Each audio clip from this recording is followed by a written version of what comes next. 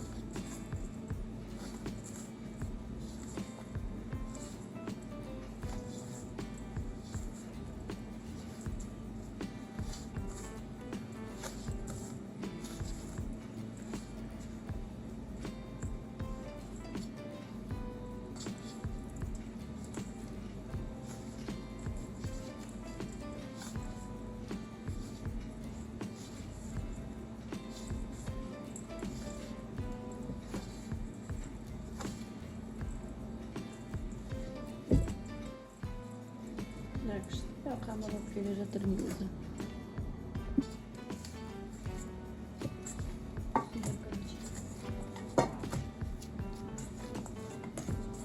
Осындай жып-жұмсақ қамыр дайындаймын.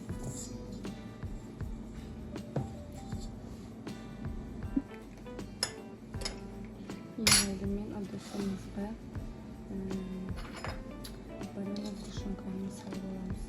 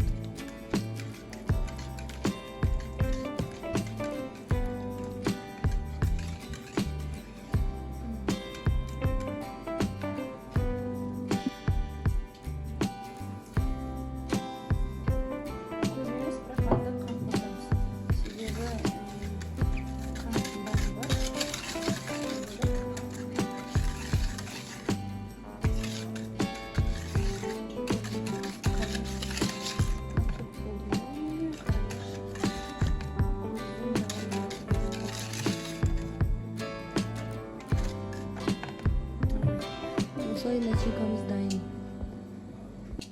Мынаны осы үстіне жайып алып келген болатынмын. Енді орналастырамыз.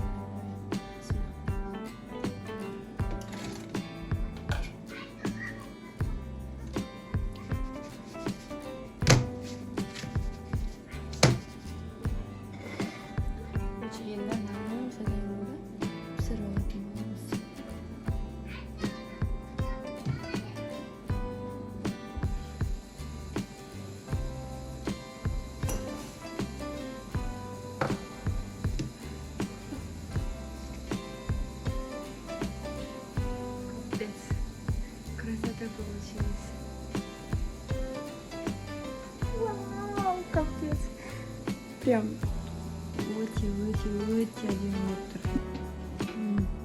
Достар, не істеп будем попробовать. Такой күшті тұр дайын болған болатын.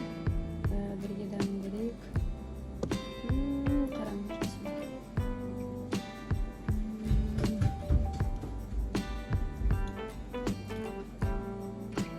Қамыры да өте андай жұмсақ болып істелген екен.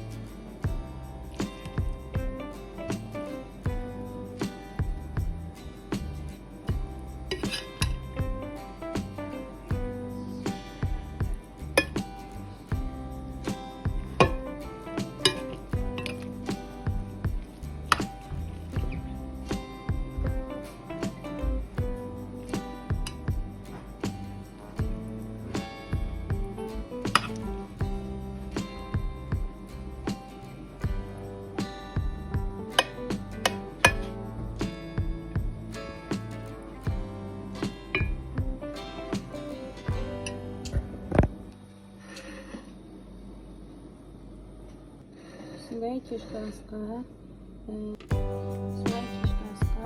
дайындадық.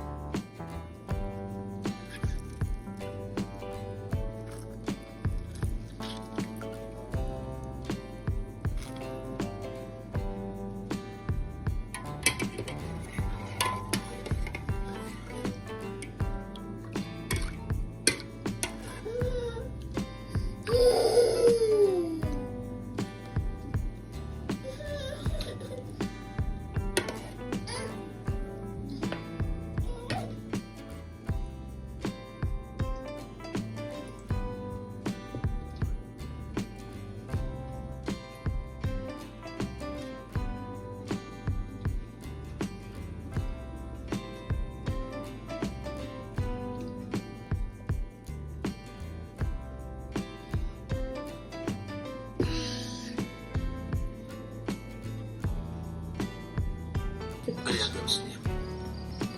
Ее также видели в компании Себастьяна Корва. Он возглавляет крупнейший синдикат по выращиванию кокаина в Мексике. Выглядит не очень для вашей жены, скажите?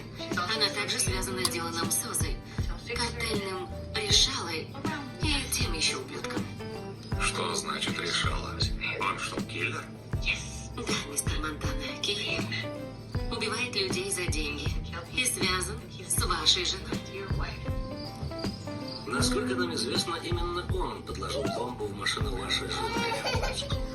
Пасаги Мария Галео. Если вы можете дать убедительное объяснение, что ваша жена делает в компании известных торговцев. Я внимательно слушаю. Ее будущее зависит от того, что ты сделаешь дальше. Найди Джеймса Монтгомери, и тогда и поговорим.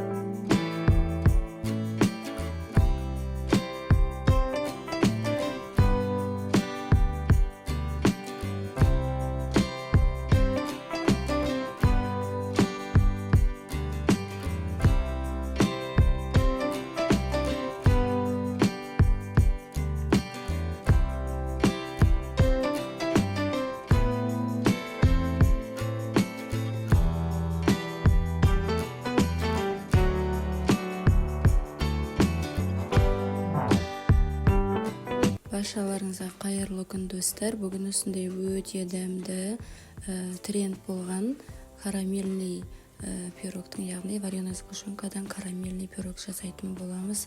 Бір жасағаннан сәтті әрі өте дәмді болып шығады. Міндетті түрде жасап көріңіздер, сіздерге ұнайтынына сенімдімін. Айтпақшы достар, менің каналыма тіркелмеген болсаңыз тіркеліп, мені қолдап отырыңыз. Ең алдымен ыдысымызға бір банка вареная сгущенка, оның үстіне 3 жұмыртқа қосамыз. Барлық заттардың бөлме температурасында болуы өте маңызды. Сол кезде пирогтарымыз пісуіне де өте жақсы әсер ететін болады. 3 жұмыртқаны қосқаннан кейін аздап қант қосамыз. Барлық құрамда описание бөлімінде қалдыратын боламын.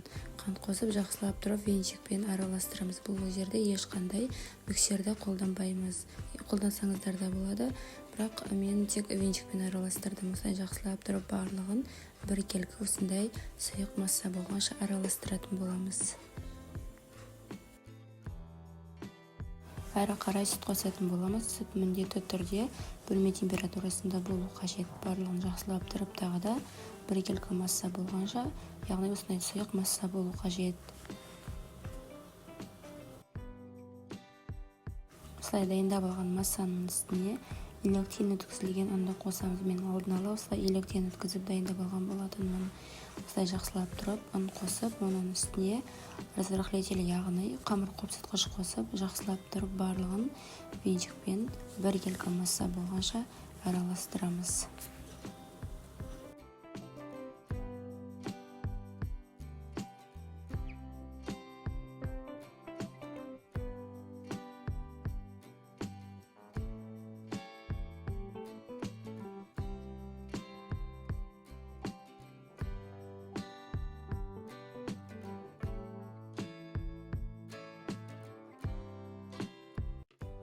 Қамыр қойылуына бастаған кезде ерітілген сары майды және де сұйық майды қосып, жақсылап тұрып тағы да венчикпен қоймалжың масса болғанша араластыратын боламыз. Айтпақшы достар, менің каналыма тіркелмеген болсаңыздар тіркеліп, мені қолдап отырыңыздар. Каналымнан әртүрлі кешкі асқа, таңғы асқа арналған көптеген тағамдардың жасалу жолын таба аласыздар. Каналым өте пайдалы, міндетті түрде тіркеліп алыңыз. Сіз деген рецептер болуы мүмкін. Осылай қоймалжың масса болғаннан кейін осылай жаңғақты жақсылап тұрып, сақтап турап алған болатынмын. Оны да қосып жіберемін. Негізі жаңғақ қоспасаңыздар да болады. Осылай жаңғақты қосып, тағы да біркелкі болғанша жақсылап тұрып араластырып алатын боламын.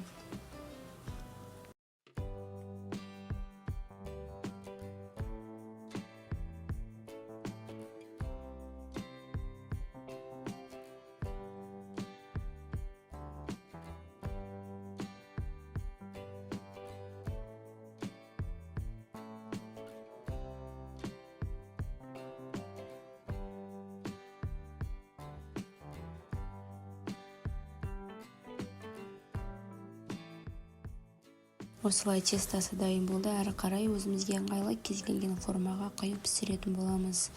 Осы уақыт аралығында пештеріңізді 180 градуста қыздырып қойыңыздар. Әркімнің пеші әртүрлі. Мен 180 градуста 45-50 минут аралығында толық піскенше пісірдім. Пісіріп жатқан кезде пешті ашпаңыздар, себебі піспей қалуы мүмкін. 50 минуттан кейін бірақ ашыңыздар, сол кезде қамыры осындай воздушный өте күшті болып толық пісетін болады. Және де осы формаға құйған кезде астына сұйық май жағып алдым. Сұйық май болмаса, ерітілген сары майды да жақсаңыздар болады. Осылай пеште пісіріп алатын боламын. Қараңыздар, пирогымыз осылай дайын болды. Өте күшті, сондай воздушный, өте дәмді болып пісті. Міндетті түрде жасап көріңіздер. Бірден пештен шығарғаннан кейін зубочисткамен үстін осылай тесттер жасап шығатын боламыз. Және де ыстық күйінде сүт құямыз. Сүт бөлме температурасында болуы керек. Сүтті аямай құйыңыздар. Сол кезде бұл пирог негізі ылғалда сондай өте дәмді болып тұру керек. Осылай сүтті аямай құйдым. Сіздер де аямай құйыңыздар. Осылай сүтті құйғаннан кейін тағы да 1 сағатқа қалдырсаңыздар болады. өз қалауларыңызға қарай үстіне кез келген әсемдік ретінде кез келген вареный сгущенка немесе сгущенканы болсын жағып осылай ұсынсаңыздар болады. Мен осындай вареный сгущенканы жақтым және де үстіне жаңа қысып сеңіздер де болады. Осылай пирогымыз дайын болды. Өте дәмді, өте күшті, жып-жұмсақ болып пісті. Міндетті түрде жасап көріңіздер. Жасалуы өте оңай әрі өте дәмді әрі бір жасағаннан сәтті шығады.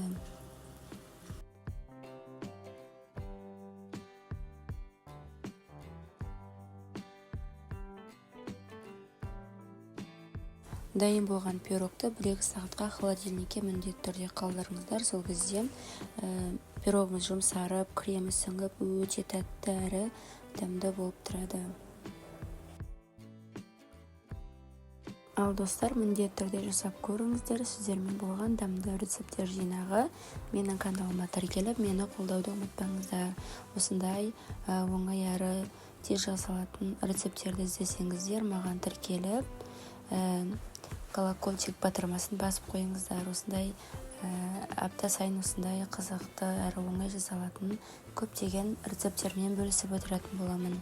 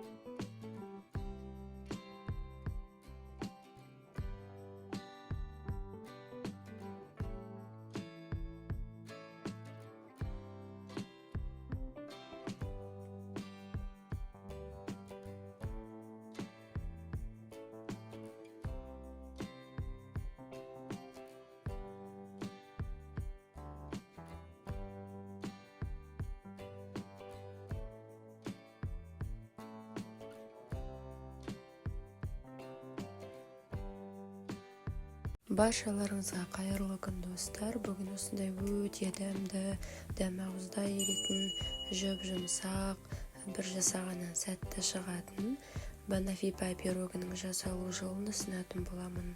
Міндетті түрде видеоны соңына дейін көріп, менің нұсқаммен жасап көріңіз. Жасалуы өте оңай әрі өте дәмді шығады. Менің каналыма тіркелмеген болсаңыз тіркеліп, мені қолдап отырыңыз. Ең алдымен құрғақ ыдысымызға бөлме температурасындағы жұмсақ сары майды, оның үстіне электрлен өткізілген ұнды қосып, жақсылап тұрып, барлығын араластырып, осындай кружка дайындап алатын боламыз. Міндетті түрде ұнды электрлен өткізіп қосыңыздар. Одан кейін разрыхлитель теста, яғни қамыр қопсытқыш және де қант қосып, жақсылап тұрып, барлығын тағы да біркелкі болғанша араластырып, дайындап алатын боламыз.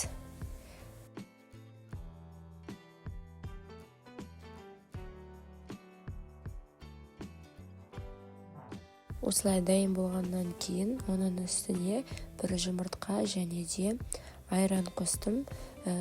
Негізі айран немесе қаймақ қосуға да болады. Мен айран қостым. Осылай айран қосғаннан кейін барлығын жақсылап тұрып араластырып, жып-жұмсақ қамыр илейтін боламыз. Айтпақшы достар, менің каналыма тіркелмеген болсаңыздар тіркеліп, мені қолдап отырыңыздар. Каналымнан осындай оңай жасалатын дәмді кешкі асқа, таңғы асқа арналған көптеген рецепттерді таба аласыздар. Осылай қамырымыз дайын болды. Қараңыздар, қолға жабыспайды, осындай жып-жұмсақ күшті болып шығады. Енді бұл қамырды 5 минутқа немесе 10 минутқа холодильникке қалдырып алсаңыздар да болады. Бірақ мен бірден осындай 24 диаметрлі формаға салып, қолмен немесе оқтаудың көмегімен де пайдалансаңыздар болады. Осындай жып-жұқа етіп барлығын орналастырып шықтым. Менде осы қамырды екі бөлікке бөліп жасадым. Себебі бір бөлікке жасасаңыздар өте көп болып кетеді. Сосын осылай екіге бөліп, осындай орташа қалыңдықта осындай барлығын орналастырып алдым. Әрі қарай начинкасын дайындайтын боламын. Крем дайындаймыз. Ол үшін 33% сливкиді алып, ыдысымызға құямыз. Клейгейміз міндетті түрде салқын болу қажет. Сол кезде миксермен араластырған кезде тез қоюлана түседі.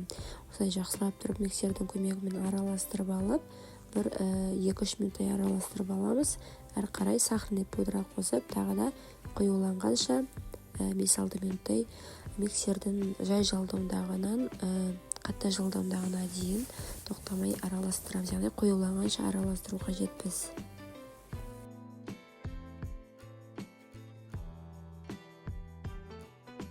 Осылай қоюлана бастаған кезде творожный сыр қосамыз. Менде президенттің творожный сыры. Сіздерге кез келген творожный сыр негізі жарай береді. Сливочный түрін алып қоссаңыздар болады. Осылай барлығын жақсылап тұрып қосып алдым. Барлық қажетті ингредиенттерді, құрамын барлығын описание бөлімінде қалдыратын боламын. Барлығын тағы да миксердің көмегімен араластырып, креміміз қоюланғанша жақсылап тұрып, тағы да тоқтамай араластыратын боламыз.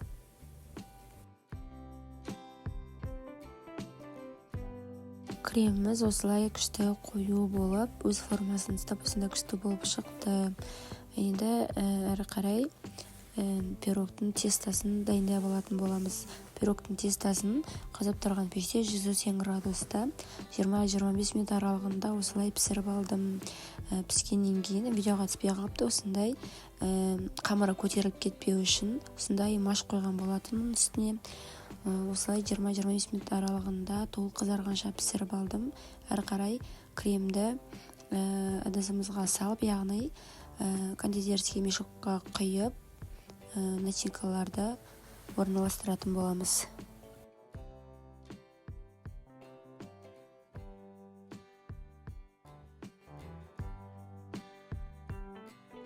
Банафи пайдың жалпы начинкасын барлықтарыңыз білетін шығарсыздар.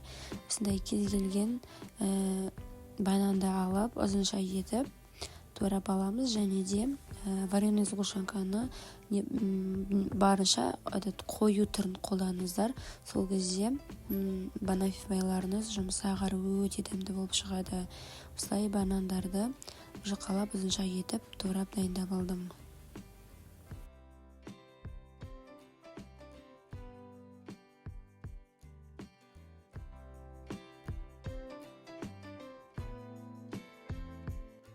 Егістеп барлығын орналастырып шығатын боламыз.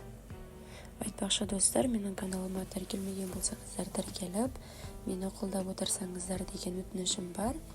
Каналымнан әртүрлі кешкі асқа, таңғы асқа арналған кез келген рецепттерді таба аласыздар. Осылай барлығын дайындап алғаннан кейін, оның үстіне ұзынша етіп туралған банандарды орналастырып шығатын боламын.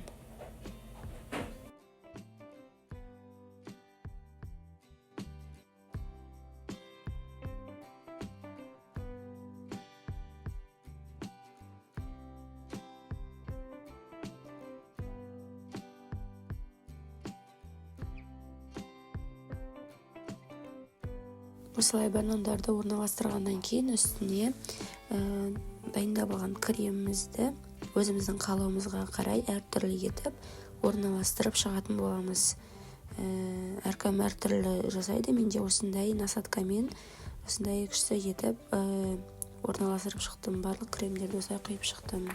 Міндетті түрде осы рецептпен жасап көріңіздер. Жасалуы өте оңай әрі өте тез дайын болатын пирогтардың бірі.